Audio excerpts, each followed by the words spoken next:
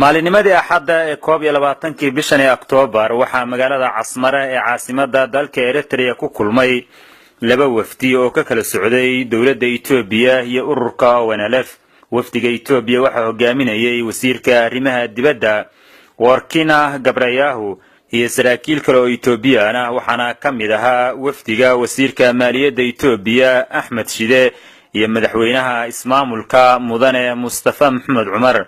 wafdiga jabhadda wadaniga xoreynta Ogaadeniya waxa hogaaminayay gudoomiyaha jabhadda wadaniga xoreynta Ogaadeniya Admiral Maxamed Cumar Cismaan.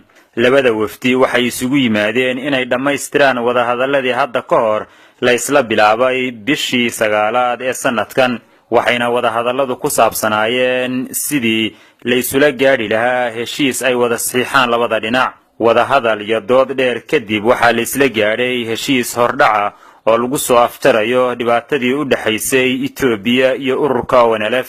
heshiiskani oo qabyo ah waxa uu sii gobol xaadhaya sidii loo dhamaystiri lahaa. qodobada ugu muhiimsan heshiiskani hordhaca waxa weeye in ay dawladda Itoobiya ballan qaadayso inay ilaalinayso dhammaan xuquuqda siyaasiga ah ee ay leeyihiin shacbiga Ogaadeniya, inay diyaar u tahay inay kala xaajooto jabhadda arrimaha masiiriga ah ee keenay isku dhaca, taasi oo macnaheedu tahay qodobka ay ka tashiga inay ogolaato ictiraafto lagana sii wada hadlo sidii loo fududayn lahaa hirgelintiisa. in la dhamaystiro colaadda labada dhinac, in jabhadda wadaniga xoreynta Ogaadeniya si madax bannaan oo xor ah u fushato himilooyinkeeda siyaasiga ah.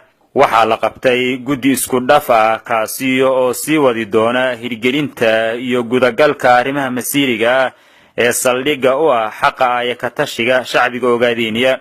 ugu dambeyntii waxa uu heshiiskani labada dhinac ku waajibinaya ilaalinta waxyaabaha lagu heshiiyey. magaalada Casmara 21 bisha 10 sanada 2018.